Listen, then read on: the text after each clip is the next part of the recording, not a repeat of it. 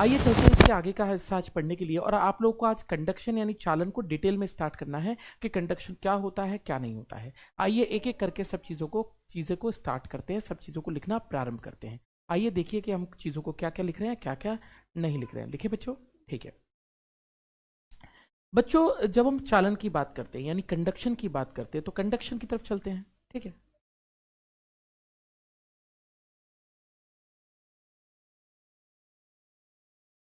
ठीक है।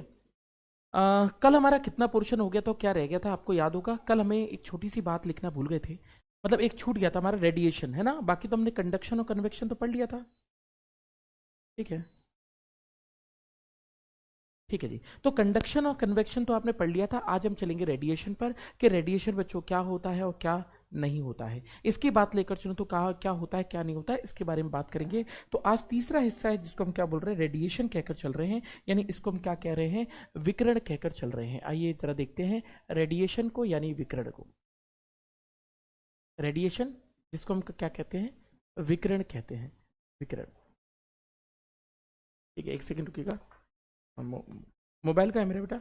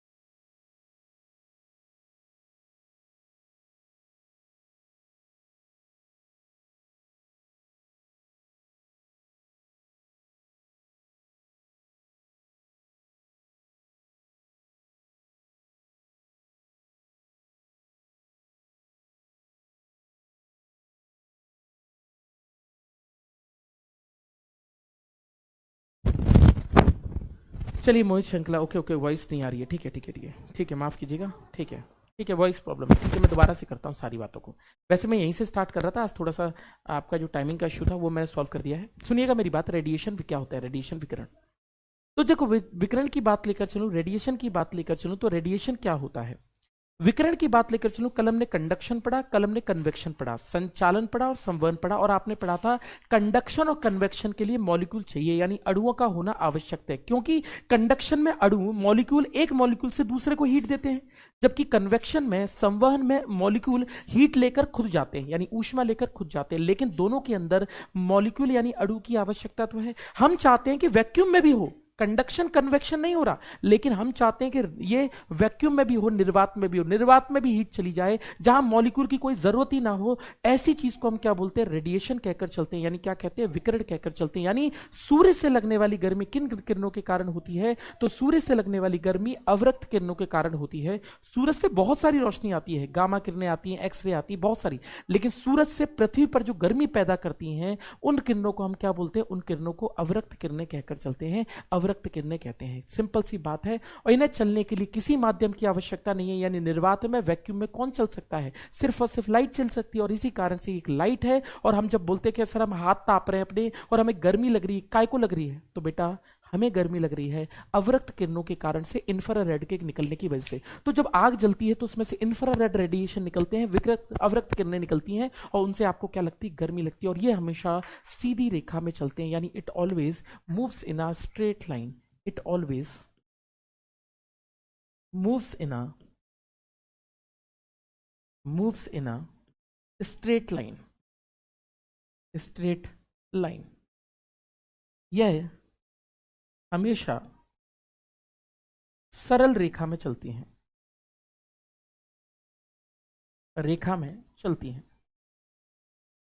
तो ये हमेशा क्या चलती हैं, सरल रेखा में चलती हैं, यानी ये एकदम हमेशा सीधी चलती हैं। तो जो विकिरण होते हैं, प्रणाम बेटा, प्रणाम प्रणाम सभी को, ठीक है जी, ये बिल्कुल सही बात है। और रेडिएशन की बात लेकर चलूं तो ये कैसा है, it is electromagnetic in nature, यानी यह विद्युत चुंबकीय तरंग है, इलेक्ट्रोमैग्नेटिक इन नेचर, यह विद्युत चुंबकीय होती है,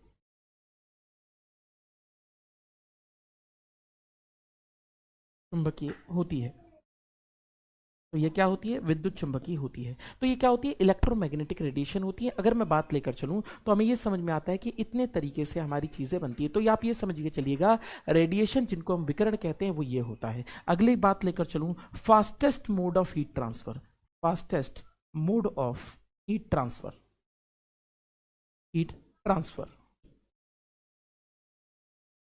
ऊष्मा संचरण का सबसे तेज तरीका है। तो अगर आप चाहते हैं, तरीका है क्योंकि लाइट है, और हम जानते हैं लाइट की स्पीड कितनी होती है, 3 × 10⁸, इससे ज्यादा कोई थोड़ी चल पा रहा है। तो जब हम रेडिएशन की बात करते हैं, विकिरण की बात करते हैं, तो विकिरण में एकदम सीधे सीधे विकिरण निकल कर चलते हैं, और इस तरीके से ये व्यवहार करते हैं, इस तरीके से बच्चों ये चलकर चलते हैं। बात समझ आ रही है? तो इसी को हम क्या बोलते हैं, कन्वेक्शन कहकर चलते हैं। इसी को हम इस बात से बच्चों जानते हैं। बोलो भैया जी, कोई दिक्कत तो नहीं? तो सीधी सी बात है, सरल सी बात है, जिसके बारे में हम बात कर रहे हैं। तो अगर मैं बात लेकर चलूं तो इसी को हम क्या बोलते हैं, फास्टेस्ट मोड। और ये 3 तरह की चीजें हमने पढ़ी, पहला था कंडक्शन, दूसरा था कन्वेक्शन, और तीसरा था बच्चों रेडिएशन, जिसको हम विकिरण कहकर चलते हैं। ये 3 बातें आपने अभी तक पढ़ी हैं, किसी कोई डाउट तो नहीं है? ये 3 बातें बच्चों आप लोगों ने अभी तक पढ़ी हैं, जिसके बारे में हम बोलते हैं कंडक्शन, कन्वेक्शन और रेडिएशन। ठीक है जी, ठीक है, मैंने देख लिया वॉइस का मैसेज। ठीक है जी भैया, सीधी सी बात है। और अगर मैं बात लेकर चलूं तो इस तरीके से हम इसको बोल सकते हैं, हेलो आयुष चौहान, चलो सक्षम हो जा। ठीक है जी, और इस तरीके से हम बोलकर चलते हैं। हाँ जी, हाँ जी, सुमित विद्यार्थी, हाँ जी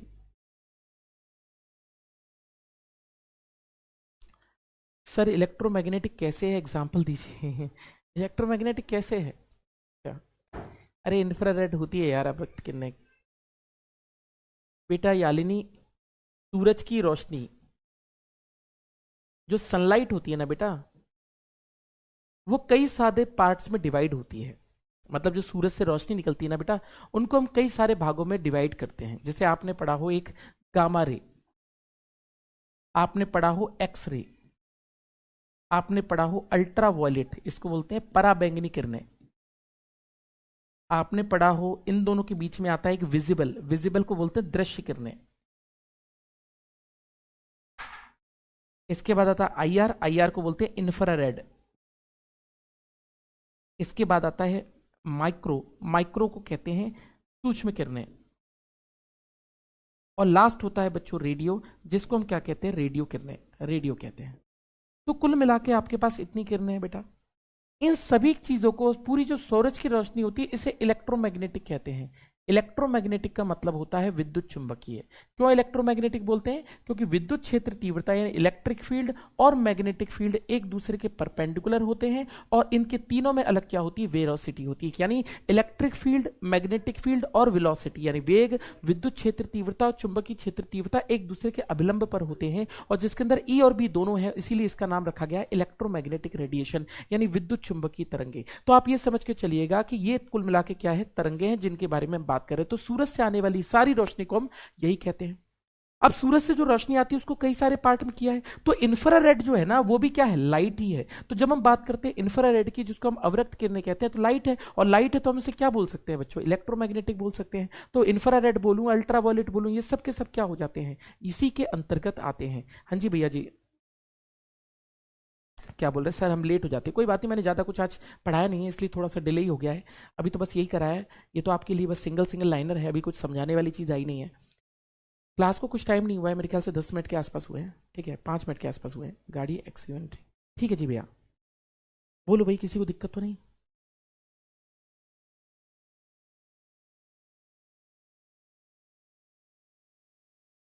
चलिए ठीक है तन्वी वर्मा, बहुत बढ़िया, ठीक है। पर आज भी टाइम चेंज, मैंने आज भी बोला है, उन्होंने बोला है कि चेंज कर देंगे, ध्यान रखेंगे अगली बार से, ठीक है। जय हिंद, जय हिंद, जय हिंद, ठीक है, ठीक है, ठीक है, ठीक है, ठीक है, ठीक, चलो ठीक है, बस करो बस करो, ठीक है। अब हम बात करते हैं अगली चीज़ की, सुनिएगा मेरी बात, मैं क्या कह रहा हूँ, ठीक है जी। चलिए, जय हिंद, जय हिंद। कोई बात नहीं है, मैंने कुछ पढ़ाया नहीं है अभी हाल फिलहाल में, बस ये जो कॉपी लिखी हुई है ना, मत बोर्ड पे बस यही लिखवाया है, और ये सिंगल सिंगल लाइनर है, इनमें कुछ वैसा समझने वाली कुछ खास चीज़ नहीं है, सिर्फ याद कर सकते हो, मतलब पढ़ सकते हो, पढ़ने में ही आपको याद हो जाएंगी। तो हमने तीन पी, अब असली टॉपिक तो अब स्टार्ट होगा बेटा हमारा। तो अब हमारा जो टॉपिक स्टार्ट हो रहा है न्यूमेरिकल यहाँ समझने वाला, उसका नाम है कंडक्शन। कंडक्शन का मतलब होता है चालन। कंडक्शन यानी चालन। तो बच्चों कंडक्शन यानी चालन के बारे में हम पढ़ रहे हैं, सुनते चलिएगा मेरी बात क्या है। कंडक्शन यानी चालन के बारे में बच्चों आप पढ़ रहे हो, सुनना मेरी बात को ध्यान से। मान लो कि बच्चों मेरे पास, मान लो कि मेरे पास क्या है बच्चों, एक सिलेंडर है। सिलेंडर समझते हैं? सिलेंडर समझते हैं बेटा?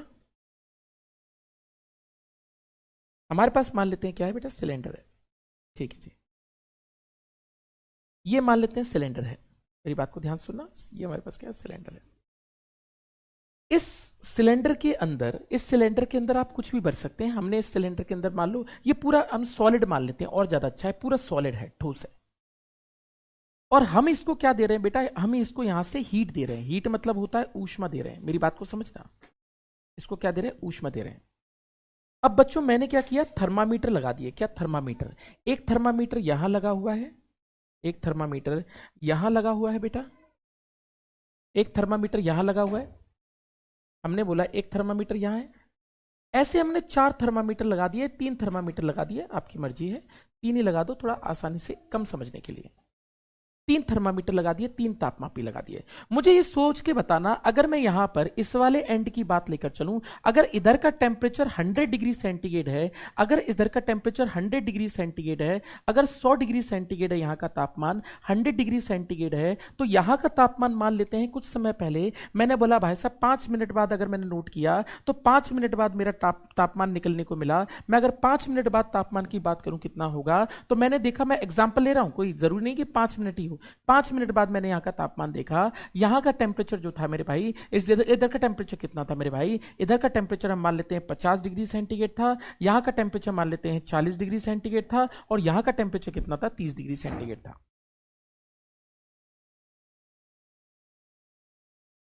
अगर मैं बात लेकर चलूं 10 मिनट बाद तापमान कितना हुआ, तो 10 मिनट बाद देखा मैंने तापमान कितना हुआ, यहां का टेम्परेचर 60 हो गया, यहां का टेम्परेचर 70-60 हो गया, यहां का टेम्परेचर 50 हो गया, यहां का टेम्परेचर 40 हो गया।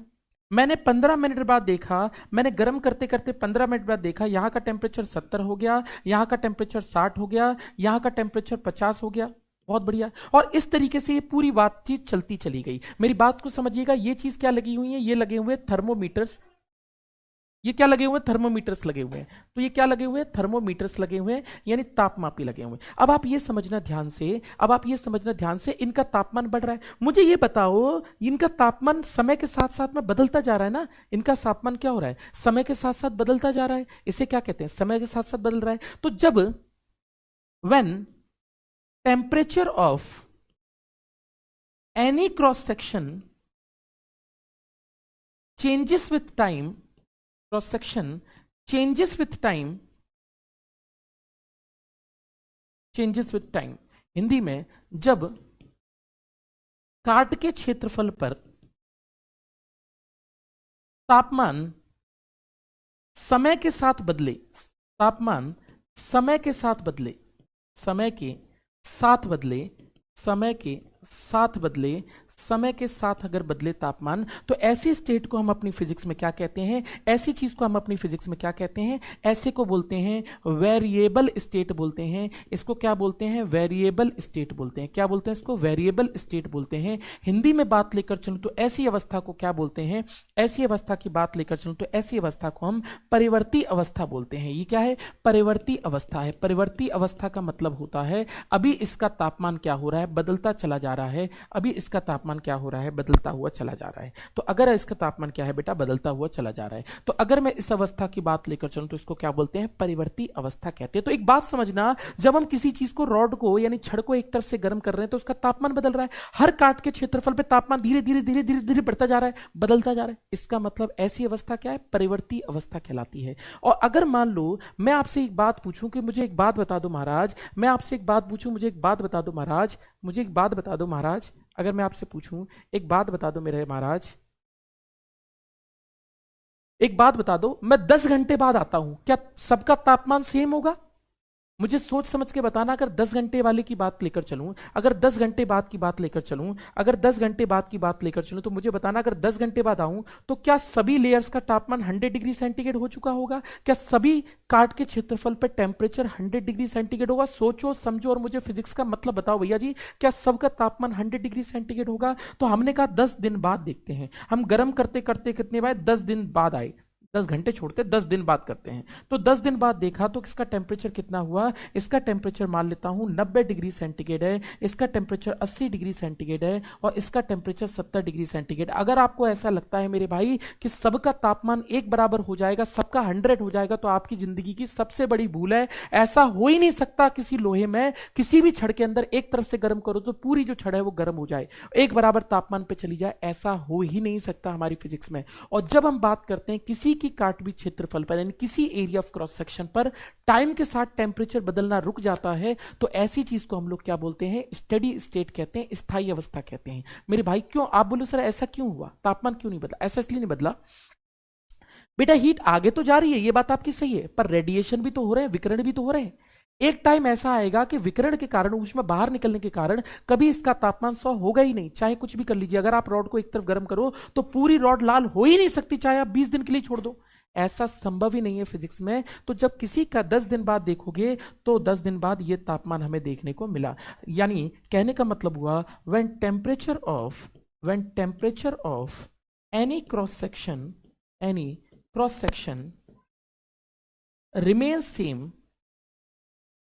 remains same with time, जब काट के क्षेत्रफल पर समय के साथ तापमान ना बदले, उसे हम क्या कहेंगे, ना बदले, उसे हम क्या कहेंगे, उसको हम लोग कह के चलेंगे, इसको हम लोग कह के चलेंगे मेरे भाई, इसको कहेंगे स्टेडी स्टेट कहकर चलते हैं। इसको क्या कहते हैं, स्टेडी स्टेट कहते हैं। स्टेडी स्टेट कहते हैं। हिंदी में बात लेकर चलूं इसको क्या कहते हैं, तो इसको स्थायी अवस्था कहते हैं, स्टेडी स्टेट कहते हैं, यानी स्थायी अवस्था कहते हैं। इसको हम क्या कहते हैं, स्थायी अवस्था कहते हैं। तो कॉन्सेप्ट को समझना मेरे कि स्थायी अवस्था दो तरह की स्थितियां होती हैं, एक को वेरिएबल स्टेट और एक को स्टेडी स्टेट कहते हैं, जिसके बाद तापमान बदलना बदल जाता है। ठीक है जी। अगर वैक्यूम में करें तो हर्षित बेटा वैक्यूम में करोगे तब भी रेडिएशन होगा बेटा। रेडिएशन, वैक्यूम से रेडिएशन का कोई लेना देना नहीं है, रेडिएशन हर जगह होगा। सर प्लीज इनको कहीं हटा दो, पता नहीं क्या नशा है।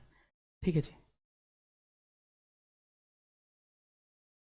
चलिए जी भैया। तो आप ये समझ के चलो कि अगर मैं बात लेकर चलूं तो इस तरीके से हम इसको बोल सकते हैं, और ये हमारी दो अवस्थाएं हैं, इसको बोलते हैं हम वेरिएबल स्टेट और इसको क्या बोलते हैं, स्टेडी स्टेट कहकर चलते हैं। बोलो भैया जी, किसी कुछ दिक्कत? ठीक है जी, किसी कोई दिक्कत हो तो मुझे बता के चलो, कोई दिक्कत हो तो मुझे बता के चलो मेरे भाई।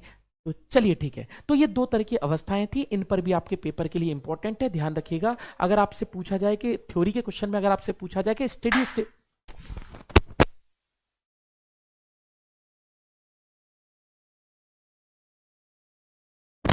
हाँ जी, अगर मैं बात लेकर चलूं तो आप ये समझ के चलिएगा, अगर मैं बात लेकर चलूं तो एक सरल से शब्दों में ये समझिए, अगर आपके पेपर में पूछा जाए कि स्टेडी स्टेट का मतलब क्या है, तो ध्यान रखिएगा किसी भी क्रॉस सेक्शन पर टाइम के साथ जब टेम्परेचर ना बदले उसको हम क्या कहकर चलते हैं, स्थायी अवस्था कहकर चलते हैं। इस बात को आप समझ के चलिएगा। इसी तरह का क्वेश्चन आपके पेपर में थ्योरी बना सकता है, और ये जो टॉपिक है वो न्यूमेरिकल नहीं है, थ्योरी का क्वेश्चन आपके पेपर में बनाएगा।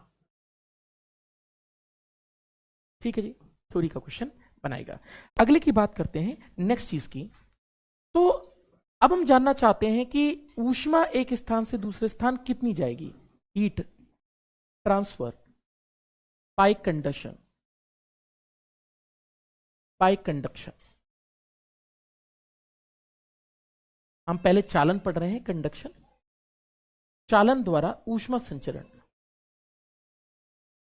ऊष्मा संचरण क्यों पढ़ रहे हैं मैं आपको बताऊं, ये इसलिए पढ़ रहे हैं बच्चे, हम जानना चाहते हैं कि अगर रॉड गर्म करने एक तरफ छोड़ दी तो कितनी देर में रॉड गर्म हो जाएगी। अगर हम जानना चाहते हैं कि अगर चम्मच गर्म करने छोड़ दी तो कितनी देर में वो चम्मच गर्म हो जाएगी, ये कॉन्सेप्ट हम जानना चाहते हैं कि आखिर चम्मच या रॉड कितनी देर में गर्म हो जाएंगी और कितनी देर में गर्म नहीं होगी। बस इसी कारण से मैं ये पढ़ रहा हूं।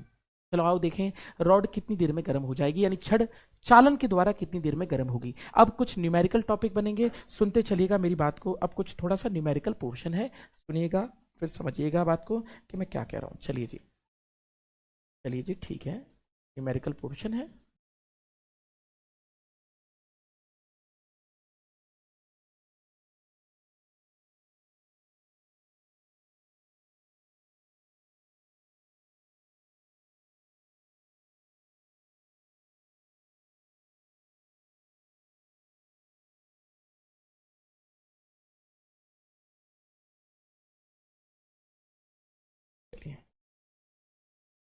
मान लेते हैं ये लोहे की छड़ है, लोहे की छड़ है, लोहे की छड़ है। ठीक है जी, यहां का तापमान मान लेता हूं थीटा 1 है, यहां का तापमान मान लेता हूं थीटा 2 है। थीटा और थीटा ये क्या है, इनको बोलते हैं टेम्परेचर। टेम्परेचर मान लेता हूं, इसको बोल देता हूं तापमान। ध्यान से सुनिएगा, तापमान, मेरी बात को ध्यान से समझिएगा। ये तो हो गया तापमान, यानी पहला तापमान और दूसरा तापमान। चलिए जी ठीक है। मान लेता हूं कि किसी भी काट के क्षेत्रफल पर यहां से ऊष्मा, यहां से ऊष्मा, यहां से ऊष्मा जारी है। मान लेते हैं किसी भी काट के क्षेत्रफल से ऊष्मा चलती है।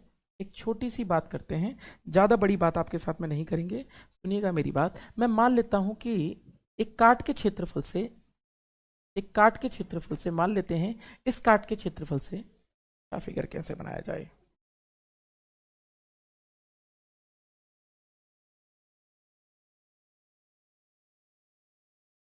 मान लेते हैं काट के क्षेत्रफल से ऊष्मा कितनी आगे जा रही है। हम मान के चलते हैं कि ऊष्मा आगे जा रही है, ये क्यों ऊष्मा आगे जा रही है। हम ये जानना चाहते हैं कि कितनी ऊष्मा एक जगह से दूसरी जगह प्रवाहित होगी, यानी कितनी हीट एक जगह से दूसरी जगह जाती है पर सेकेंड। ये हम जानना चाहते हैं चालन में। इसका क्षेत्रफल, इसका काट का क्षेत्रफल मान लेते हैं एरिया है। एरिया कितना है, एरिया ऑफ क्रॉस सेक्शन कितना है, क्षेत्रफल कितना है, ए है।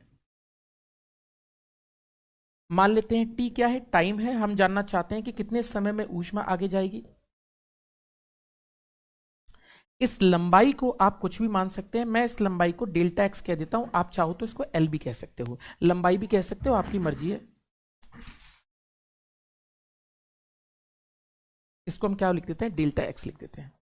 तो अगर मैं बात लेकर चलूं तो ये समझ के चलिएगा कि हमने क्या किया, हम ये जानना चाहते हैं कि चालन द्वारा पर सेकंड यानी कंडक्शन द्वारा कितनी हीट पर सेकंड ट्रांसफर होती है। और अगर मैं इसकी बात लेकर चलूं कितनी ऊष्मा प्रारंभ होती है यानी कितनी हीट एक जगह से दूसरी जगह जाती है, तो उसको निकालने का फॉर्मूला आपकी फिजिक्स में दिया गया है, Q बराबर K इंटू में A, के इंटू में ए इंटू में डेल्टा थीटा अपॉन में लिखा जाता है डेल्टा एक्स लिखा जाता है। तो इस फॉर्मूले की बात लेकर चलूं तो इसका फॉर्मूला होता है के ए अपॉन में delta theta by delta x, into में क्या कर दिया जाता है, इंटू में स्मॉल टी का मल्टीप्लीकेशन है। और अगर मैं बात लेकर चलूं कितनी ऊष्मा एक जगह दूसरी जगह जाती है, उसका फॉर्मूला इस तरीके से लिखा जाता है। के क्या है बेटा, के कांस्टेंट है, और इस कांस्टेंट को हम क्या बोलते हैं, इसको बोलते हैं कोफिशिएंट ऑफ थर्मल कंडक्टिविटी कहते हैं, कोफिशिएंट ऑफ थर्मल कंडक्टिविटी कहते हैं, कोफिशिएंट ऑफ थर्मल कंडक्टिविटी कहते हैं। इसको क्या कहते हैं, इसको कहते हैं ऊष्मीय ऊष्मीय चालकता गुणांक कहते हैं, इसे कहते हैं ऊष्मीय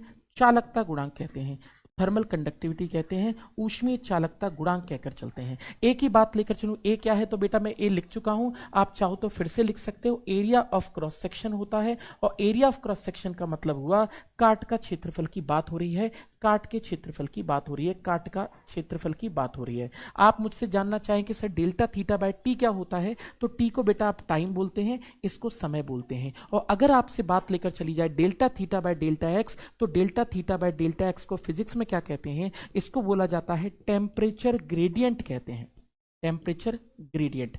ग्रेडियंट आपके एनडीए के ही पेपर में एक बार पूछा गया था, प्रेशर ग्रेडियंट का मात्रक क्या है, प्रेशर ग्रेडियंट की डायमेंशन सॉरी यूनिट पूछी गई थी, प्रेशर ग्रेडियंट यानी दाब प्रवणता की मात्रक पूछा गया था। बेटा फिजिक्स में जब भी कभी ग्रेडियंट आता है, जब भी लिखा जाए ग्रेडियंट यानी प्रवणता पूछा जाए, तो एक बात समझ लेना, जब भी ग्रेडियंट पूछा जाए तो ग्रेडियंट का मतलब होता है, प्रवणता का मतलब होता है डेल्टा एक्स से डिवाइड कर दो, डेल्टा एक्स से डिवाइड कर दो, डेल्टा एक्स से डिवाइड कर दो, सीधी सी बात। डेल्टा यानी आप सीधे सीधे लंबाई से भाग दे दो किसी भी चीज को, तो उसको हम क्या बोलते हैं, प्रवणता कहते हैं। जैसे वेलोसिटी ग्रेडियंट, जैसे पोटेंशियल ग्रेडियंट मतलब होता है विभव प्रवणता, delta we bye delta x. हम बोले प्रेशर ग्रेडियंट दाब प्रवणता, तो इसका मतलब delta P bye delta x. मैं आपसे पूछूं कोई भी चीज, तो इसका मतलब क्या है, सीधे सीधे हम इसको प्रवणता लिखकर चलते हैं। और प्रवणता का मतलब ही होता है किसी को एक्स से डिवाइड कर देना, लंबाई से भाग दे देना, ऐसी चीज को बोलते हैं। तो इसको हम क्या बोलते हैं, ताप प्रवणता बताता है। क्या बताता है, ताप प्रवणता बताता है, ताप प्रवणता है, ताप प्रवणता है। तो इसको हम बोलते हैं ताप प्रवणता। इसकी यूनिट वगैरह अगर आपके पेपर में पूछी जाए तो इसकी यूनिट वगैरह आप लिख सकते हैं, रहने दो, केल्विन पर मीटर लिखनी थी लेकिन ठीक है, या डिग्री सेंटीग्रेड पर मीटर। तो अगर मैं बात लेकर चलूं तो इस तरीके से हम इस तापमान प्रवणता को लिख सकते हैं। बिल्कुल जी वैष्णवी, बिल्कुल सही बात है, यही पेपर में पूछा गया था एक बार। तो अगर मैं बात लेकर चलूं तो प्रेशर ग्रेडियंट पे भी क्वेश्चन आपके पेपर में बन जाया करते हैं। बात समझ में आ रही है, किसी कुछ पूछना हो तो मुझसे पूछ सकते हैं, ठीक है जी। ये बताता क्या है, डेल्टा थीटा, ये बताता है कि पर मीटर या पर सेंटीमीटर जाने पर तापमान, तापमान को इंग्लिश में कहते हैं टेम्परेचर, कितना बढ़ेगा या कितना घटेगा, या कितना घटेगा, कितना घटेगा। जैसे उदाहरण के तौर पे मैं आपसे बोलूं कि delta theta by delta x का मान 0.6 निकला, 0.6 पर मीटर निकला, इसका मतलब पर मीटर जाओगे तो 0.6 मीटर, फिर पर मीटर जाओगे 0.6 कम, फिर पर मीटर जाओगे 0.6 कम। मान लो इसका मान निकला 0.2, इसका मान निकला 0.2 पर सेंटीमीटर, इसका मतलब पर सेंटीमीटर 0.2 कम होता जा रहा है या 0.2 बढ़ता जा रहा है। इसको यानी पर सेकंड कितना बदलाव, पर मीटर कितना बदलाव हो रहा है, या पर सेंटीमीटर कितना बदलाव हो रहा है, पर मीटर या पर सेंटीमीटर कितना चेंज हो रहा है, इसी को हम क्या बोलते हैं, इसी को हम अपनी फिजिक्स में टेम्परेचर ग्रेडियंट यानी ताप प्रवणता कहते हैं। ताप प्रवणता बताता है, टेम्परेचर ग्रेडियंट बताता है कि पर मीटर या पर सेंटीमीटर जाने पर टेम्परेचर कितना बढ़ा या कितना कम कम हुआ। अब आप बोलेंगे सर जी फॉर्मूले से बताओ, तो आओ जरा फॉर्मूले से भी देख लेते हैं एक बार।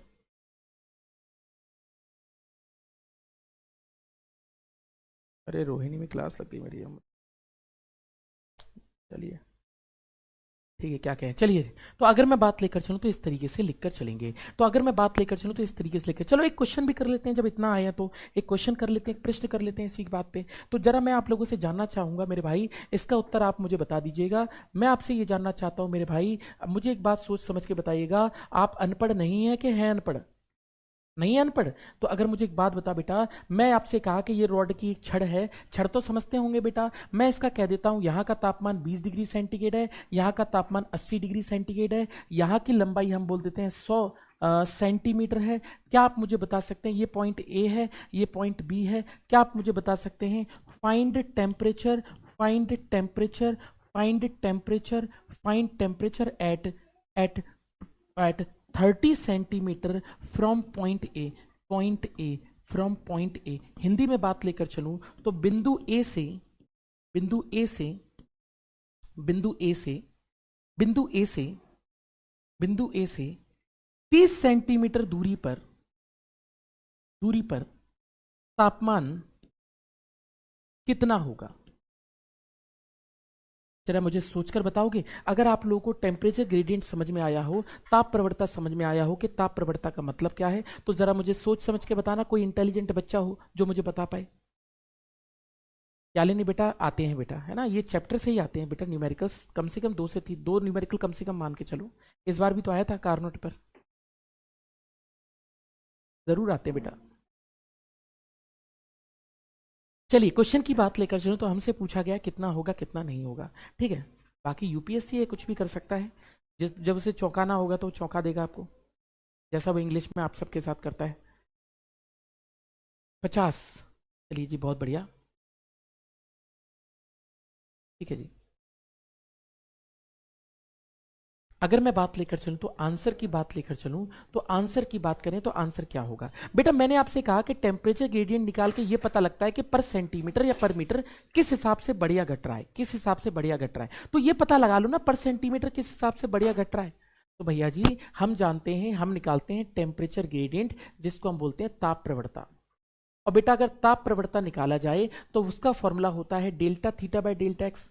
डेल्टा का मतलब आप जानते हो, चेंज यानी परिवर्तन। डेल्टा थीटा मतलब 80 में से 20 माइनस किया तो कितना हुआ, 80 में से 20 माइनस किया तो कितना हुआ 60। लिख भी देता हूं पूरा, 80 माइनस 20 अपॉन में डेल्टा एक्स कितनी है, लंबाई कितनी है, 100 है। इसको डिवाइड कर दूं मेरे भाई तो आंसर कितना निकला, ये निकला 60/100। 60/100 का मतलब हुआ 0.6 डिग्री सेंटीग्रेड पर सेंटीमीटर, पर सेंटीमीटर में है आंसर। तो यानी आपको यह पता चला कि पर सेंटीमीटर जाने पर इधर से बढ़ रहा है, इधर से कम हो रहा है। तो पर सेंटीमीटर जाने पर बढ़ रहा है, कितना बढ़ रहा है, 0.6 डिग्री सेंटीग्रेड पर सेंटीमीटर बढ़ रहा है। और 0.6 सेंटीमीटर अगर बढ़ रहा है तो आफ्टर 30 की बात कितना होगा, तो आफ्टर 30 सेंटीमीटर कितना बढ़ जाएगा, आफ्टर 30 सेंटीमीटर बढ़ जाएगा, आफ्टर 30 सेंटीमीटर कितना बढ़ जाएगा, तो यह होगा 0.6 इंटू में 30 इतना बढ़ जाएगा। और 30 बढ़ जाएगा तो कितना होगा, 18 18 डिग्री सेंटीग्रेड बढ़ जाएगा। तो कितना हो जाएगा, तो भाई कितना हो जाएगा, कितना हो जाएगा, पहले से कितना था 18 बढ़ा, 18 बढ़ा है और पहले 20 था। इसका मतलब कितना हुआ 20 + 18। जिनके भी आंसर 38 आए थे, बहुत बढ़िया है, आप लोग फिजिक्स को सच में फील कर पा रहे हो। आंसर आएगा 38, that will be your correct answer. 18 तो बढ़ा, 18 तो बढ़ा है ना मेरे भाई, पहले ही 20 था ना, तो 20 से और 18 बढ़ गया ना।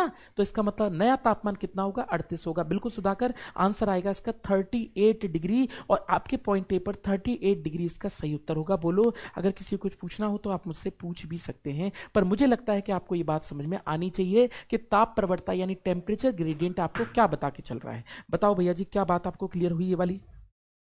किसी को कुछ भी पूछना हो तो पूछ सकते हैं।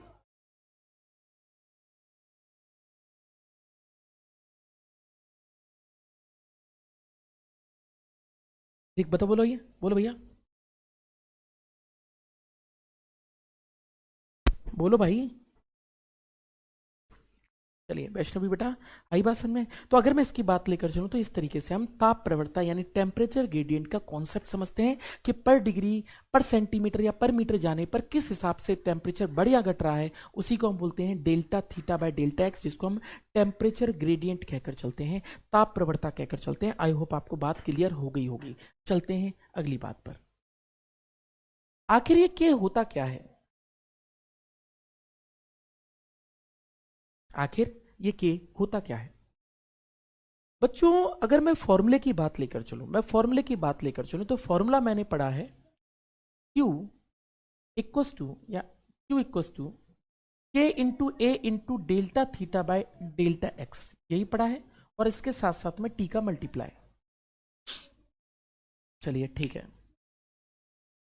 अगर मैं आपसे कहूं कि K का मान कितना हो जाएगा, तो K बराबर हो जाएगा, K बराबर होगा Q अपॉन में Q अपॉन में Q अपॉन में A T, A into T, Q upon में चला जाएगा ए टी, इंटू में हो जाएगा delta x by delta theta. क्या बात सही है? बात सही है, चलिए जी, है ना? तो K निकालना है तो Q इंटू एक्स हो गया, A into delta theta into small T. ठीक है जी, इसको हमने क्या बोला है? इसको बच्चा बोला है हमने कोफिशिएंट ऑफ थर्मल कंडक्टिविटी।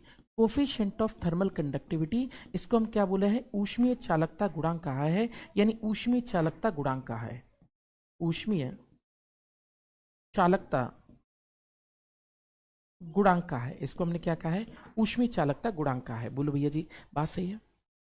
तो इसको हमने क्या कहा है? ऊष्मीय चालकता गुणांक कहा है, यानी कोफिशिएंट ऑफ थर्मल कंडक्टिविटी का है। अब आप एक बात को समझिएगा, अगर मैं इसको के कह रहा हूं, कोएफिशिएंट ऑफ थर्मल कंडक्टिविटी कहकर चल रहा हूं, यानी अगर मैं इसको के कहकर चल रहा हूं, तो ये के बताता क्या है? के एक कांस्टेंट है, इट इज अ कांस्टेंट, ये कांस्टेंट है।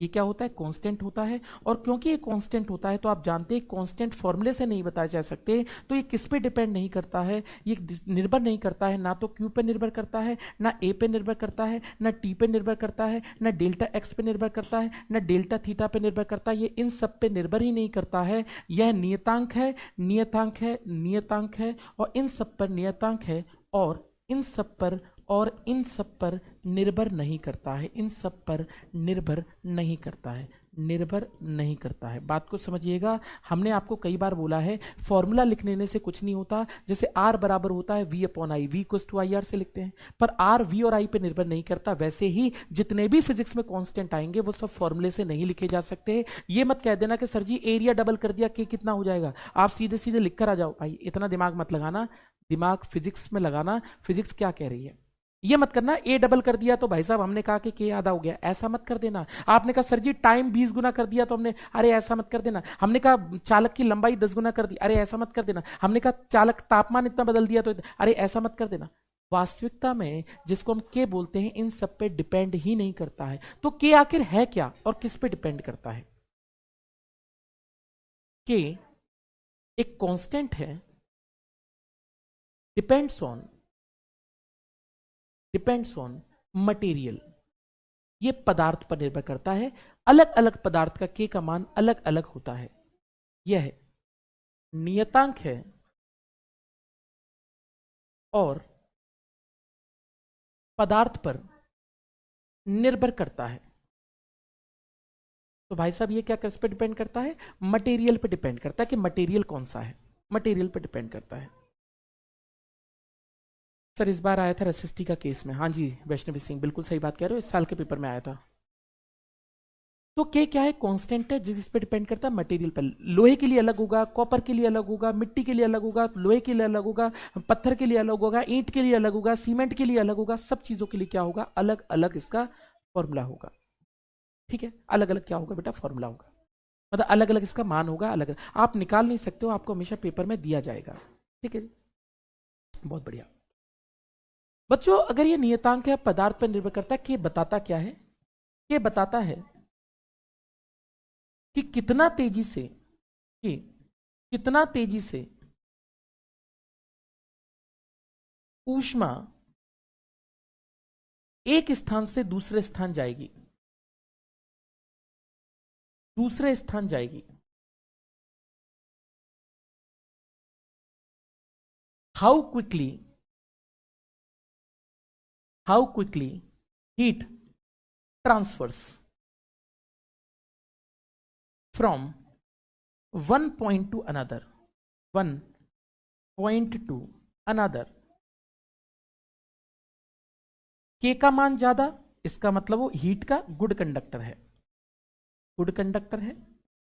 हीट का गुड कंडक्टर है यानी अच्छा चालक है, और अगर K कम है इसका मतलब बैड कंडक्टर ऑफ हीट है। मतलब ये सिंपल सा बताता है कि हीट कितना जल्दी जाएगी और कितना जल्दी एक स्थान से दूसरे स्थान नहीं जाएगी। क्वेश्चन का कॉन्सेप्ट समझो बच्चे। देखो एक बात समझो, कितनी तेजी से, आप मुझे सोच समझ के बताना, बर्तन कैसे होने चाहिए। थर्मल कंडक्टिविटी यानी ऊष्मीय चालकता जो है वो ज्यादा होनी चाहिए कि कम होनी चाहिए, बर्तन कैसा होना चाहिए, और स्पेसिफिक हीट विशिष्ट ऊष्मा कैसी होनी चाहिए। दोनों का आंसर जरा मुझे दे तो दो कि बर्तन कैसा होना चाहिए। बर्तन कैसा होना चाहिए, यूटेंशियल शुड ऑफ, यूटेंसिल यानी बर्तन होना चाहिए, यूटेंशियल शुड बी ऑफ। बर्तन कैसा होना चाहिए, बर्तन कैसा होना चाहिए, विशिष्ट ऊष्मा भी बताना कैसा होना चाहिए, और थर्मल कंडक्टिविटी भी बतानी है कि थर्मल कंडक्टिविटी कैसी होनी चाहिए। तो दोनों चीजें आपको बताकर चलनी है, दोनों चीजें आपको बताकर चलनी है। ये बस ये बताता है कि गुड कंडक्टर के बैड कंडक्टर, के जितना ज्यादा उतना अच्छा कंडक्टर, और के जितना खराब उतना बैड कंडक्टर ऑफ हीट। कहने का मतलब है बस ये समझ लीजिए भाई साहब, हम के मान पे इंपॉर्टेंस रखते हैं। बर्तन कैसे बनने चाहिए, अच्छे चालक होने चाहिए, खराब चालक होने चाहिए, गुड कंडक्टर ऑफ हीट होने चाहिए, बैड कंडक्टर ऑफ हीट होने चाहिए, अच्छे चालक होने चाहिए, बैड कंडक्टर ऑफ हीट होने चाहिए। मेरे भाई बर्तन तो हम ऐसा चाहते हैं ना रखें और तुरंत हमारी दाल गर्म हो जाए। हम बढ़िया कढ़ाई चाप तभी तो चाहते गर्म हो जाए। तो भाई कढ़ाई चाप कैसे गर्म मिलेगी, जब जल्दी ऊष्मा को ट्रांसफर करेगा, जल्दी ऊष्मा को ट्रांसफर करेगा। तो हम एक ऐसा बर्तन चाहते हैं जिसकी थर्मल कंडक्टिविटी हाई हो यानी ऊष्मीय चालकता ज्यादा हो, और विशिष्ट ऊष्मा यानी स्पेसिफिक हीट कम हो, यानी high thermal conductivity, high thermal conductivity, high thermal conductivity, high thermal conductivity, और लो स्पेसिफिक हीट, और लो स्पेसिफिक हीट, और लो स्पेसिफिक हीट। स्पेसिफिक हीट मैं आपको पहले ही समझा चुका हूं, स्पेसिफिक हीट जितनी ज्यादा होगी उसको गर्म होने में उतना ही ज्यादा समय और उतनी ही ज्यादा हीट लगेगी। तो इसका आंसर होगा उच्च ऊष्मीय चालकता, और निम्न इसका क्या होना चाहिए, विशिष्ट ऊष्मा होना चाहिए। पेपर में, प्रीवियस ईयर पेपर में पूछा जा चुका है 2 बार। और इस तरीके से हम इस बात को लिखकर चल सकते हैं। बोलिए किसी को कोई दिक्कत हो तो आप मुझसे पूछकर चल सकते हैं, आप मुझे बता भी सकते हैं, आप मुझे बता भी सकते हैं। अगर आपको बताना हो तो आप मुझसे पूछ भी सकते हैं। इसका मात्रक क्या होगा मेरे भाई, यूनिट क्या होगी, क्योंकि यूनिट होती है बेटा जूल। सीजीएस लिखूं, ऐसा ही लिख देता हूं, जूल, जूल अपॉन में हो जाएगा मीटर स्क्वायर, इंटू में हो जाएगा सेकेंड, इंटू में हो जाएगा मीटर, अपॉन में हो जाएगा केल्विन, मीटर से मीटर कट जाएगा, आंसर आएगा जूल, अपॉन में आएगा मीटर, इंटू में आएगा सेकेंड, इंटू में आएगा केल्विन। ये इसका यूनिट होगा, ये इसका यूनिट होगा। तो इसका यूनिट होगा जूल अपॉन में metre into kelvin into second, joule upon में metre into kelvin into second. और जूल अपॉन सेकेंड को क्या लिखते हैं, एनर्जी अपॉन टाइम क्या होता है, पावर, यानी एनर्जी अपॉन टाइम, ऊर्जा बटा तापमान क्या होता है, शक्ति। तो इसको शक्ति में लिख सकते हैं। और इसकी एक और यूनिट हो जाएगी, इसको आप वॉट अपॉन में मीटर इंटू केल्विन भी लिख सकते हैं, और ये भी इसका मात्रक होता है। तो इसका मात्रक ये दोनों है, ये दोनों इसके डायमेंशन यूनिट है। डायमेंशन लिखना चाहो तो डायमेंशन भी लिख सकते हैं। डायमेंशन के लिए बेटा जगह नहीं बची है, कहाँ लिखूं डायमेंशन, डायमेंशन कहाँ लिखूं भाई, डायमेंशन कहाँ लिखूं, इसके लिए जगह ही नहीं बची यार। अगले पेज को भरना नहीं चाह रहा मैं, इस पेज का इसी पेज में आ जाए पूरा। डायमेंशन कितनी होगी, तो विमा लिखना चाहे तो जूल की होगी ml² T-2 होगी, ml² T-2 होगी, अपॉन में होगी metre into second into kelvin. Metre होगा L, सेकेंड होगा T, और ये होगा K, ये होगा क्या K। ये तीनों बातें होंगी, मेरी बात को समझिएगा, ये होगी। तो हम डायमेंशन निकालना चाहें, अगर विमा की बात करें तो विमा कितनी होगी, यही होगा ml² T-2, मीटर हो गया L, टाइम हो गया कि केल्विन, ठीक है। L से L की बात लेकर चलूं तो L से L कट जाएगा, बचेगा क्या ml T-3 K-1, and this is the dimension for, it is the dimension for ये। तो अगर मैं बात लेकर चलूं तो इसकी डायमेंशन निकलेगी ml T-3 इंटू K-1। जितने क्वेश्चन किसी भी एग्जामिनेशन में बन सकते हैं मैंने सारे क्वेश्चन डिस्कस कर लिए, और मैं जो वर्ड यहाँ पे लिख रहा हूँ मैं सारा एक एक लाइन आपको समझा के भी चल रहा हूँ। आपको कुछ भी दोबारा से पूछना हो तो आप पूछ सकते हैं, किसका मतलब क्या है, किसका मतलब क्या नहीं है, पूछो अगर कुछ पूछना चाहते हो तो।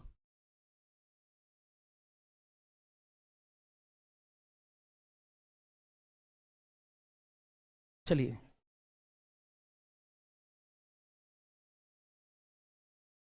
बोलो भाई, कुछ पूछना है? क्या सारी बातें समझ में आई?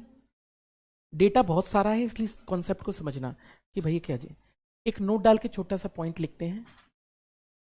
थर्मल कंडक्टिविटी सबसे ज्यादा किसकी होगी, यानी सबसे अच्छा कंडक्टर कौन होता है? तो सबसे अच्छा होता है सिल्वर होता है। उसके बाद क्या होता है? उसके बाद बेटा कॉपर होता है। उसके बाद क्या होता है? उसके बाद एल्यूमिनियम होता है, या कुछ और लिख सकते हो, आपकी मर्जी। मैं एल्यूमिनियम लिख देता हूं। मेटल यानी धातु अच्छे हैं, कंडक्टर या ये, तो भैया जी मेटल ज्यादा अच्छे होते हैं नॉन मेटल की कंपैरिजन में, अधातु की तुलना में।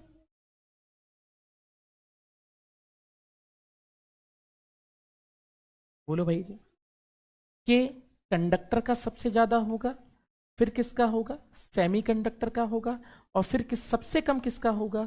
सबसे कम होगा मेरे भाई इंसुलेटर का। तो इंसुलेटर तो ना के बराबर ऊष्मा का संचरण करके चलते हैं, तो ये बताता है कि कितना अच्छा कंडक्टर है हीट का।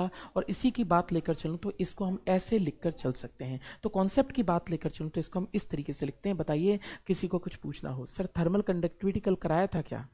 नहीं कराया था बेटा। तो इस तरीके से हम इस बात को पढ़ सकते हैं। ठीक है जी। तो आपको कुछ पूछना हो तो आप मुझसे पूछ सकते हैं। नितिल कुमार, यूट्यूब पे होगा बेटा प्रैक्टिस।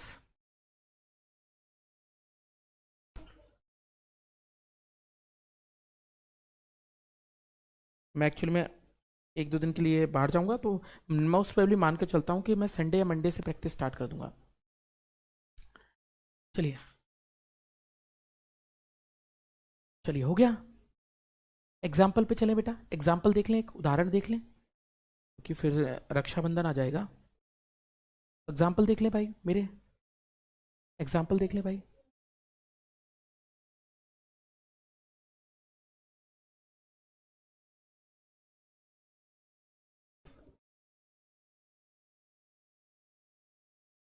चलिए एग्जाम्पल्स देखते हैं कुछ इसके, थर्मल कंडक्टिविटी के। पहला एग्जाम्पल है, पहला एग्जाम्पल है, पहला एग्जाम्पल है मेरे भाई। एक क्वेश्चन पेपर में पूछा गया था आप लोगों के, दो पतले कंबल ज्यादा अच्छे या एक मोटा कंबल ज्यादा अच्छा? आपको क्या लगता है कि दो पतले कंबल ज्यादा अच्छे होते हैं या एक मोटा कंबल ज्यादा अच्छा होता है? कौन सा कंबल बढ़िया काम करता है? तो ये पूछा गया था। तो मैं अगर मैं बात लेकर चलूं तो पहला क्वेश्चन है, two thin blankets, two thin blankets are better than, are better than one thick blanket, thick blanket. Thick blanket कहने का मतलब क्या हुआ? दो पतले कंबल, दो पतले कंबल एक मोटे कंबल की बजाय, एक मोटे कंबल की, कंबल की तुलना में ज्यादा गर्म होते हैं, गर्म होते हैं। अब आप बोले सर ऐसा कैसे? अरे भैया गर्म होते हैं। कौन सा?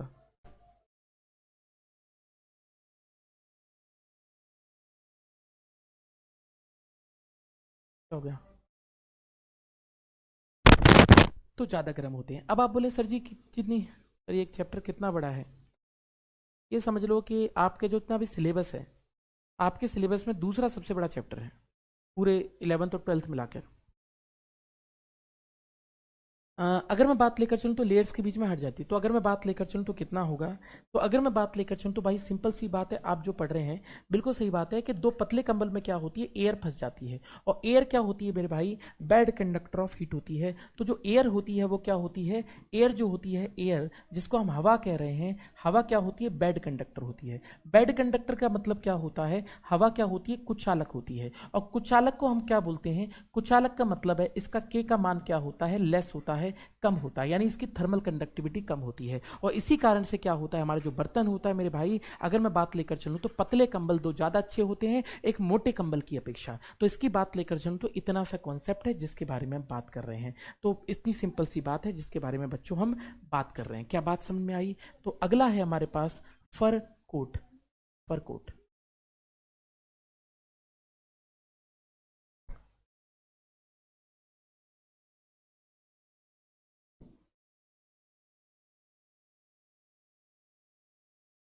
चलिए,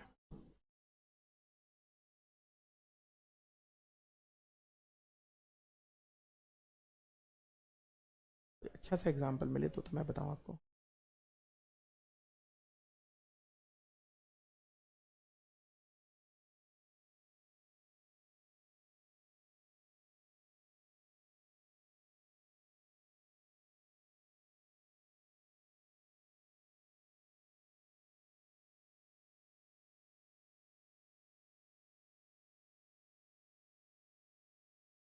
सेव ही नहीं हो रही यार।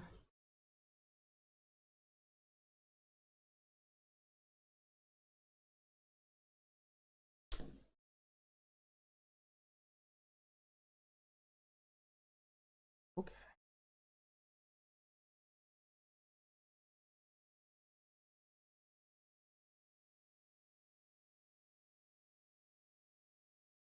कोई फाइल डाउनलोड ही नहीं हो रही।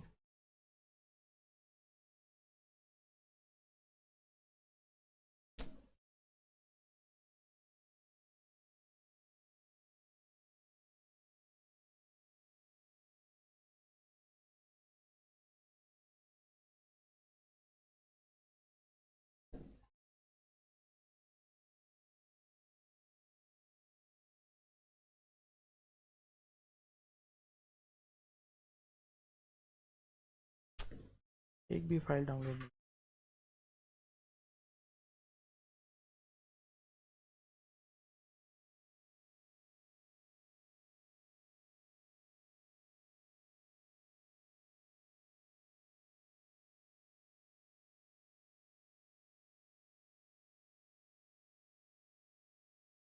तो अगर आप लोगों ने फर कोट देखा हो तो फर कोट किस इस तरीके का होता है, और फर कोट की बात लेकर चलूँ, अच्छी क्वालिटी में तो नहीं है, बाकी आप लोग अपनी रोजाना जिंदगी में देख लीजिएगा। तो फर कोट के बारे में बात लेकर चलूँ तो फर कोट की क्या खास बात होती है मैं आपको बताऊं।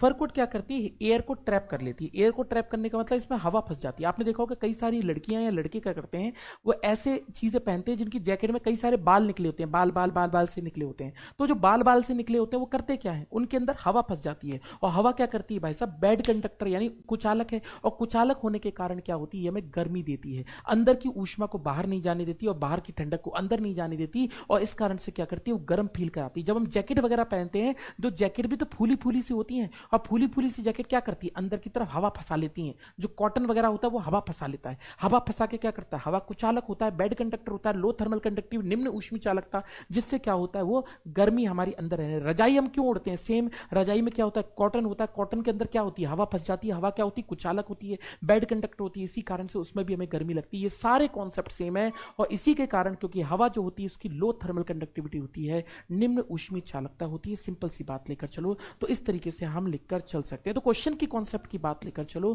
तो ये समझो कि हम फर कोड का इस्तेमाल क्यों करते हैं, इसीलिए क्लास लेकर चलते हैं। तो क्वेश्चन की बात लेकर चलो तो इस तरीके से हम लिखकर चलते हैं। क्या आपको बात समझ में आई? ठीक है, हाँ जी बोलो। सर क्लास कब स्टार्ट होती है? न्यू स्टूडेंट बेटा 8:15 स्टार्ट होती है शाम को। चलिए तीसरा एग्जाम्पल, तीसरा एग्जाम्पल, तीसरे उदाहरण की तरफ चलूं तो इसको कहते हैं इग्लू हाउस। आपने सुना है इग्लू हाउस करके कुछ होते हैं? इग्लू हाउस, इग्लू हाउस, इग्लू हाउस।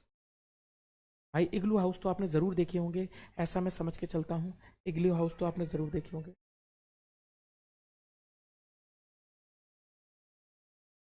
इग्लू हाउस आपने जरूर देखे होंगे। इग्लू हाउस की बात लेकर चलूं तो इग्लू हाउस में क्या होता है, गर्मी लगती है कि इग्लू हाउस में लोग रह सकते हैं ना, तो कई जगह पे लोग रहते हैं इस इग्लू हाउस के अंदर। तो क्यों रह पाते हैं इग्लू हाउस के अंदर, क्योंकि क्या होता है, जो बर्फ होती है, देखो बर्फ क्या होती है, सुनो मेरी बात। जो बुरादे वाली बर्फ होती है, बुरादे वाली बर्फ, बुरादे वाली बर्फ क्या होती है, उसके अंदर हवा होती है, जो हवा फंस सकती है, और हवा क्या करती है, ऊष्मीय कुचालक की तरह व्यवहार करती है, और इसी कारण से क्या होती है, बर्फ के अंदर भी लोग रह पाते हैं। तो जो इग्लू हाउस होते हैं उसके अंदर क्या होती है, आइस हैज, आइस और snow has low thermal conductivity, low thermal conductivity. बर्फ की कम ऊष्मीय चालकता होती है, चालकता होती है, और इसी कारण से क्या होते हैं, लोग बर्फीले इलाकों में भी घर बना लेते हैं बर्फ के और आराम से उसके अंदर रहते हैं। भैया ये बात समझ के चलो, आराम से क्यों रह पा रहे हैं, क्योंकि जो बर्फ होती है, जो स्नो होती है, वो क्या करती है, हवा के वो ऊष्मा का कुचालक होती है, तो अंदर को ये हीट बाहर नहीं जाने देती, बाहर को अंदर नहीं आने देती, जिससे क्या करती है, लोग अंदर सुरक्षित रह सकते हैं, जिंदा रह सकते हैं, उनकी मौत नहीं होगी, बस मौत होने से बच जाएगी। तो सीधी सी बात लेकर चलूं तो आप ये समझ सकते हो कि आप इस तरीके से लेकर चल सकते हो। मेरे भाई मुझे बता के चलो कि क्या बात सही है। सही बात है भैया जी। और उदाहरण की बात लेकर चलूं तो कुकर ऑफ हैंडल, हैंडल का जो, अरे handle of cooker, handle of cooker, handle of cooker का मतलब लेकर चलूं तो आपने देखा होगा कुकर का जो पीछे का पार्ट होता है, जो बैकेलाइट का बनता है, जो पीछे का पार्ट होता है, प्लास्टिक प्लास्टिक सा होता है। वो क्यों बनाते हैं, क्योंकि प्लास्टिक की लो थर्मल कंडक्टिविटी होती है, निम्न ऊष्मी चालकता होती है, इसी कारण से क्या करता है, वो ऊष्मा का संचरण नहीं करता है और आपको गर्म गर्म फील नहीं होता है। इसी वजह से हम क्या करके चलते हैं, इस चीज को करके चलते हैं। तो कॉन्सेप्ट को समझिएगा जिसके बारे में हम बात कर रहे हैं, तो आप ये समझ के चलिएगा, इस तरीके से हम लिखकर चलते हैं। क्या आपको बात समझ में आई, क्या आपको बात समझ में आई, क्या आपको बात समझ में आई?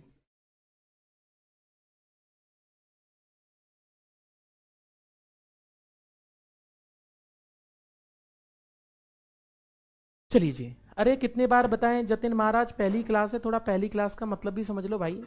8:15 से स्टार्ट होती है बेटा, 2-3 बार बता चुका हूँ, वरना आप कल से पता कर लेना बेटा, 8:15 से स्टार्ट होती है, बोल तो चुका हूँ 2-3 बार यार। तुमने कम से कम 40 मैसेज डाल डाले, पहले बार के पहली बार आए हुए स्टूडेंट ऐसा नहीं करते यार, गलत बात है यार। चलिए, तो हैंडल ऑफ कुकर जो होता है is made up of low thermal conductivity, low thermal conductivity, low thermal conductivity. Hindi में बात लेकर चलूं तो कुकर का हैंडल, कुकर का हैंडल निम्न ऊष्मीय चालकता का बनता है, निम्न ऊष्मीय चालकता का बनता है। तो निम्न ऊष्मीय चालकता का बनता है, तो ये क्या करके बनता है, निम्न थर्मल कंडक्टिविटी का बनकर चलता है। इसी को हम क्या बोलते हैं, निम्न ऊष्मीय चालकता कहते हैं। बोलिए, किसी को कुछ पूछना हो तो आप मुझसे पूछ सकते हैं, ठीक है? ठीक है, किसी को कुछ पूछना है भाई? भाई हाँ भैया, खाना खाना खाना बनाने वाला याद नहीं, बिल्कुल भैया जी। और कौन सा कुकर होता है भाई, और कौन सा कुकर होता है? हमने तो एक ही देखा है, प्रेशर कुकर। चलिए ठीक है भैया जी, क्या बात समझ में आ रही है? तो क्या बात समझ में आ रही है, तो सिंपल सी बात है, आप ये समझ के चलो, इसी को कहते हैं। एक लास्ट क्वेश्चन और डिस्कस करना चाहता हूं, एक लास्ट क्वेश्चन और है जो इंपॉर्टेंट है, इसकी बात करते हैं। बर्फ के अंदर, नहीं, झील के ऊपर बर्फ जम जाने के बाद, बर्फ ऊपर बर्फ जम जाने के बाद भी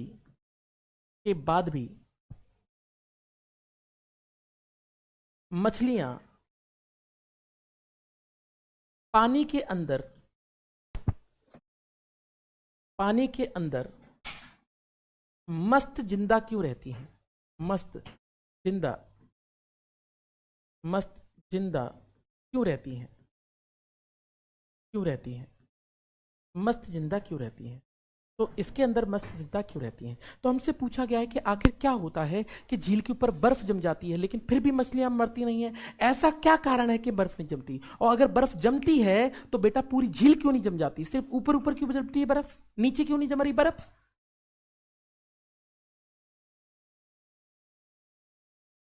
बर्फ ऐसे क्यों हो रही है? तो भैया जी हम ये जानना चाहते हैं कि भाई साहब एक बात बता दो, बर्फ जम क्यों नहीं रही है नीचे? तो भाई मैं बताता हूं जम क्यों नहीं रही है। बेटा ये है पानी, ये है झील, झीलो शाह शहर हो अपना, झील है ये क्या है, झील है। इसके अंदर, इसके अंदर एक मछली मस्त तैर रही है, ये मछली है, खिलखिला के हंसती हुई तैर रही है, ठीक है जी।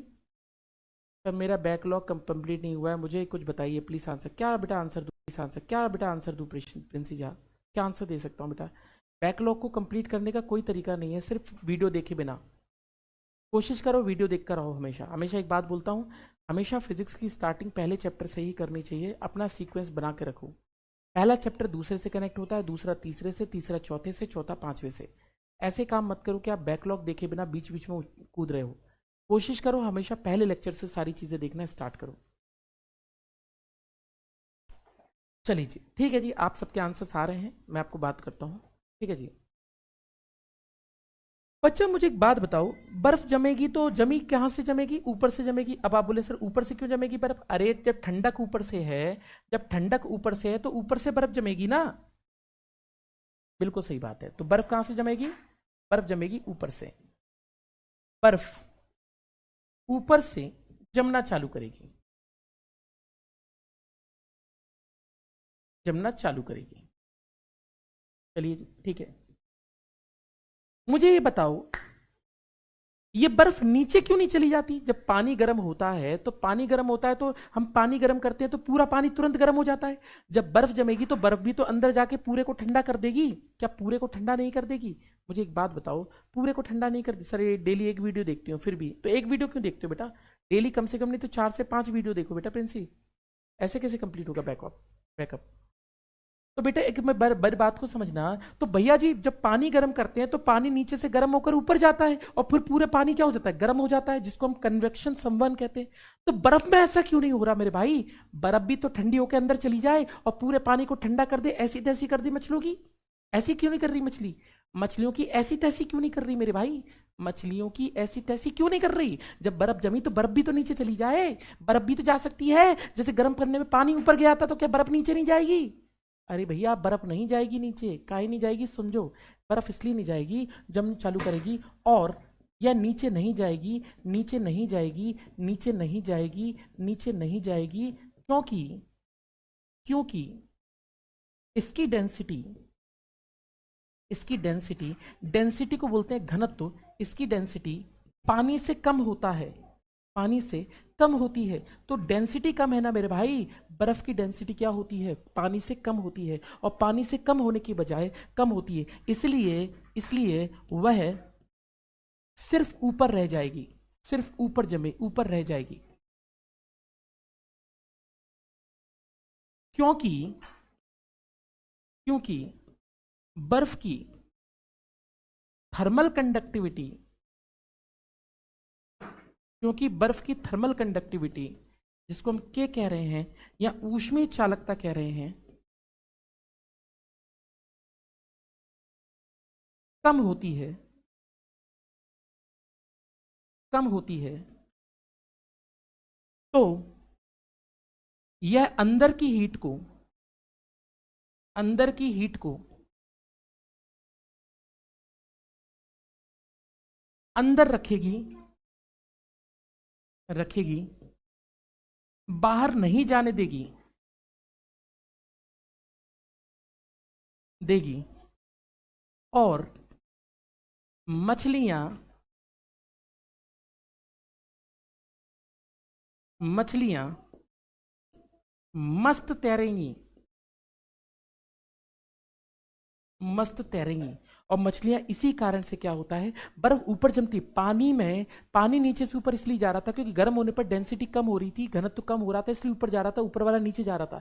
लेकिन बर्फ के साथ ऐसा नहीं होता, बर्फ की डेंसिटी कम होती है तो ऊपर तैरती रहेगी और ऊपर ऊपर जम जाएगी। अब ऊपर जम गई तो ये दीवार बन गई ना, बाहर की ठंडक को अंदर नहीं जाने दे रही, अंदर की गर्मी को बाहर नहीं जाने दे रही, बाहर की ठंडक को अंदर नहीं जा रही है, अंदर गर्मी को बाहर नहीं जाने दे रही। तो एक रास्ता ब्लॉक कर दिया ना। और इसी कारण से जब झील जमती है तो पूरी झील कभी नहीं जम सकती, और इसी कारण से झील नहीं जमती। इसलिए मछलियां मस्त जिंदा रहती हैं, इनको कोई मौत नहीं आती, इसी कारण से जिंदा रहती हैं। और अगर मैं बात लेकर चलूं ऐसा क्यों होता है, तो इसका आंसर भी आप लगा के चलेंगे, क्योंकि बर्फ की थर्मल कंडक्टिविटी, क्योंकि बर्फ की ऊष्मीय चालकता क्या होती है, कम होती है। इसलिए बर्फ एक दीवार की तरह कार्य करती है, जहां से ऊपर से ठंडक अंदर नहीं जा पाती और अंदर की गर्मी बाहर नहीं जा पाती। और नीचे का तापमान कितना होता है मैं आपको बता दूं, तो नीचे का तापमान 4 डिग्री सेंटीग्रेड रहता है। इसी कारण से मछलियां नहीं मरती हैं। मेरे भाई मुझे बता के चलो, क्या आपको मेरी बात समझ में आई?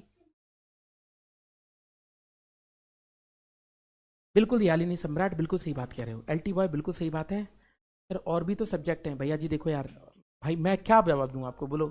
आपके और सब्जेक्ट है तो पहले और सब्जेक्ट फिनिश कर लो, सब सारे सब्जेक्ट फिनिश कर लो, फिर फिजिक्स पे आओ बेटा। अब बेटा मेरे पास इसका कोई सॉल्यूशन नहीं है।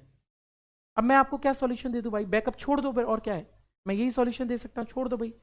अब तुम्हारे पास सब्जेक्ट भी बहुत सारे हैं, तुम्हारा बैकअप भी बहुत सारा है, तुम दिन में बस एक वीडियो देख पा रहे हो, तो अब बेटा मैं क्या सॉल्यूशन दूं तुम्हें। मैं तो हमेशा हर किसी से कहता हूं कि भाई अपना दिमाग फोकस्ड रहो यार, एक भी लेक्चर मिस मत करो, क्योंकि एक दिन के लेक्चर छोड़ने का मतलब ये हुआ कि अब वो कभी लेक्चर कंप्लीट ही नहीं होगा। बहुत कम चांसेस होंगे, 10% चांसेस होंगे बैकलॉग कंप्लीट होता है, किसी के नहीं बैकलॉग होते कंप्लीट बेटा। कितने लेक्चर देख लोगे अब, आप आज का भी देखोगे कल का भी देखोगे, कैसे होंगे। तो इसलिए कोशिश क्या करो, लेक्चर मत छोड़ो। लेक्चर छोड़ना मतलब सब्जेक्ट को बीच में छोड़ देना, फिर सब्जेक्ट कभी कवर नहीं होगा, फिर समस्या होगी कि सर समझ नहीं आया, ये हो गया वो हो गया। तो भैया जी बैकलॉग जरूर कंप्लीट कर लो, एक दिन में 4-4 वीडियो देखकर फास्ट फास्ट स्पीड में, ठीक है जी। और कोई उसका सॉल्यूशन ही नहीं है यार वीडियो के अलावा। तो इस तरीके से हम कर सकते हैं इस चीज़ को, और आई होप आपको ये बात समझ में आ गई हो, और ये था हमारा आज की क्लास। आई होप आपको मज़ा आया हो पढ़कर, और तब तक के लिए धन्यवाद। नमस्ते, राम राम, सत श्रीकाल, जय हिंद। मुलाकात होगी आपकी मेरे साथ कल, ठीक है।